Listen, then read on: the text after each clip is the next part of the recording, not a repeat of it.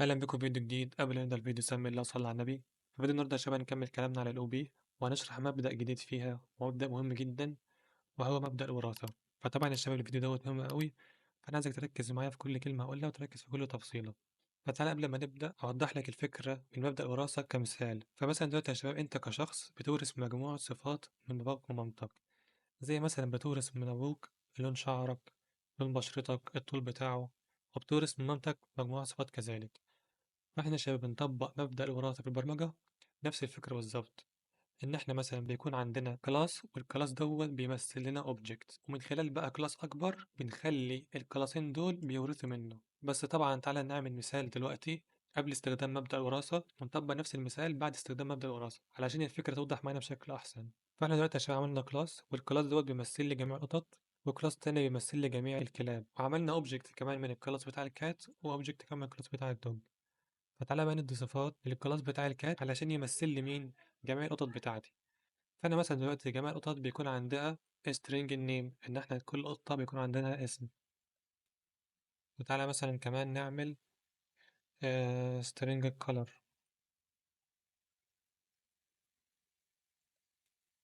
وتعالى مثلا نعمل كمان int number of legs مثلا.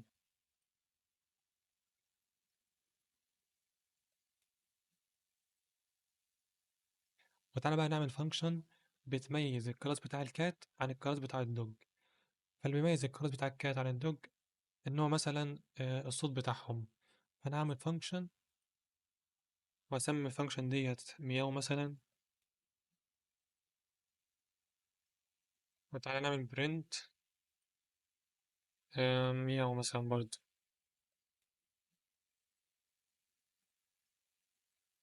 وطبعا نخلي ديت nullable عشان null safety، عشان برضه أنا هعمل أكتر من قطة.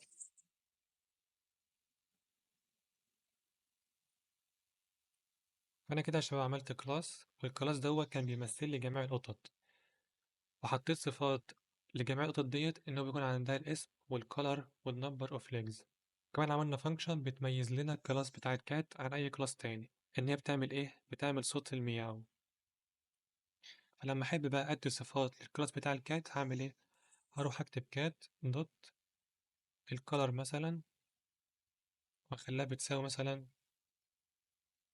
بلو، أي حاجة يعني. أو مثلا أعمل كمان كات دوت مياو، النبدة دي بتعمل إيه؟ بتعمل مياو. حلو أوي. تعالى بقى نمثل الكلاس بتاع الدوج عشان أدي صفات للكلب بتاعي. فأنا هروح جوه الكلاس بتاع الدوج، هدي برضه صفات string النيم،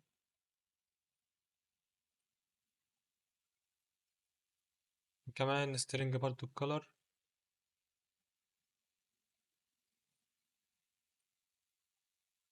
وبرضه هعمل int number of legs. فاخد دي كده كوبي واحطها هنا. وهعمل بقى الفانكشن اللي بتميز الكلب عن القطة. إن أعمل إيه؟ هعمل void park مثلا، وهعمل إيه؟ print إن هو بيعمل park.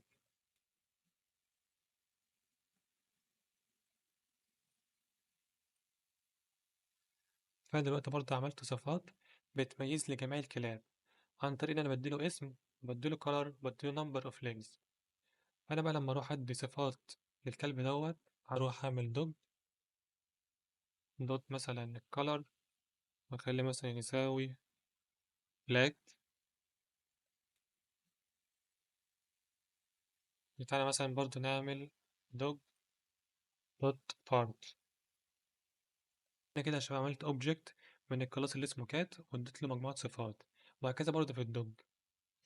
فزي ما انتم شايفين يا شباب أنا كان عندي مجموعة صفات مشتركة في جميع الحيوانات، إن هي بيكون عندها مثلا اسم وكولر ونمبر اوف ليجز. وفي حاجات تانية مش مشتركة ما بينهم، اللي هي الحاجة اللي بتميز الكلاس بتاع الكات عن الكلب. طيب أنا ليه بقى ماخدش جميع الصفات المشتركة في جميع الحيوانات أحطهم في كلاس أسميه مثلا أنيمال، وأخلي الكلاس بتاع الكات دوت بيورث الصفات بتاعة الأنيمال، عشان أحل مشكلة التكرار عندي في الكود. لأن مش جميع الحيوانات بيكون عندها نمبر اوف ليجز، بيكون عندها مثلا كولر، بيكون عندها مثلا اسم. جميع الحيوانات بيكون عندها كده. طيب فأنا بقى نعمل كلاس وأسمي الكلاس دوت أنيمال. وبدل ما كنت بكتب صفات مشتركة في جميع الحيوانات زي ما أنا عملت في الكات وبالدوج، فأنا هاخد دي كده قط وأروح جوه الكلاس بتاع الأنيمال أحطه فيها. وتعالى نمسح كده دي. فزي ما انتوا شايفين أول لما أنا عملت كده ظهر عندي ايرور في الأوبجكت بتاع الكات. ليه ظهر عندي ايرور؟ لأنه هو خلاص مبقاش عنده صفة الكالر، لأن أنا شلت منه الصفة ديت وحطيتها في كلاس اللي اسمه إيه؟ في الكلاس اللي اسمه أنيمال.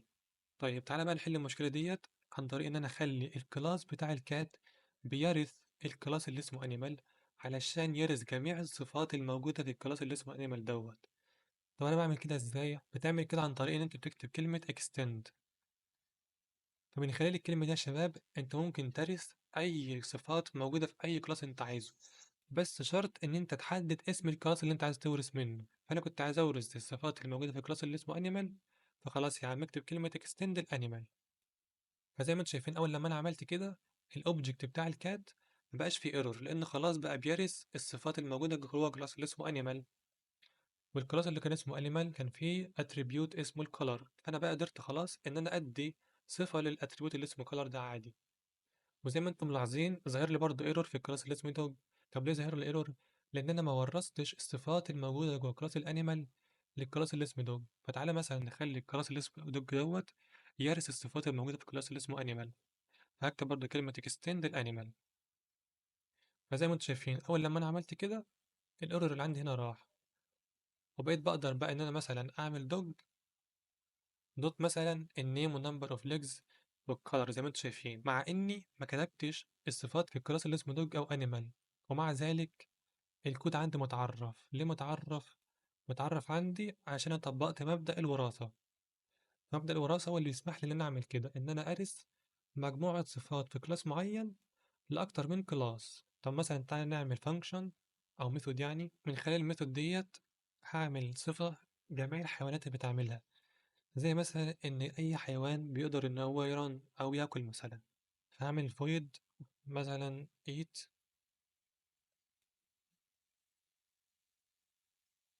هعمل برنت مثلا كلمة eat. فأنا بقى لو حبيت أخلي الأوبجكت بتاع الكات بتاعي ياكل هعمل إيه؟ هروح على الكات، هكتب كلمة كات وهعمل cat دوت eat زي ما انتوا شايفين كده. لو بعمل بقى run هتلاحظوا إن الكود بقى شغال معايا طبيعي جدا.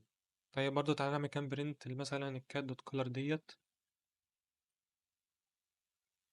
كات دوت كولر، وتعالى برضو نعمل الدوج دوت كولر شنت دوج دوت كولر. تعالى نعمل رن. وزي ما انتوا شايفين الكود معايا شغال عادي جدا. فده شبه الفكرة من مبدأ الوراثة. الفكرة منه إن أنت مثلا لو عندك أكتر من كلاس والكلاس دوت كان فيهم صفات مشتركة، فاحنا بناخد الصفات ديت ونحطها في كلاس اكبر منهم، ونخلي بقى الكلاسات التانية تورث منه. فده طبعا بيسهل عليا تكرار الكود وبيقلل الاخطاء. يعني مثلا لو كنت انا عامل خطأ عندي هنا في الكلاس اللي اسمه كات، فانا هضطر ان انا اروح اصلح نفس الخطأ ده برضه في اكتر من مكان. طب انا ليه اعمل كده؟ احط الصفات ديت في كلاس اسمه انيمال. لو انت عملت خطأ هنا انت هتصلح الخطأ في مكان واحد بس. وغير كده كمان ان الكود بتاعك هيكون منظم اكتر زي ما انتم شايفين كده يعني. فبس يعني ده كان فيديو النهارده عرفنا الفكرة العامة من مبدأ الوراثة، وعرفنا ازاي ان احنا نطبقه ككود عندنا عن طريق ان احنا نعمل كلاس ونكتب في الكلاس ده جميع الصفات المشتركة. ومن خلال الكلاس ده بقى اقدر ان أنا اعمل اكستند ليه او اعمل وراثة ليه للكلاس اللي انا عايز اورث له الحاجات دي. فانا لما انا عملت كده قدرت ان انا ادي صفات للاوبجكت بتاع الكات والدوج كمان، مع اني ما كنتش عامل الصفات ديت في الكلاس اللي اسمه كات او دوج. فبس يعني كان فكرة فيديو النهارده. يبقى بكده يكون وصلنا لنهاية الفيديو. اتمنى اكون استفدت منه. مع السلامة.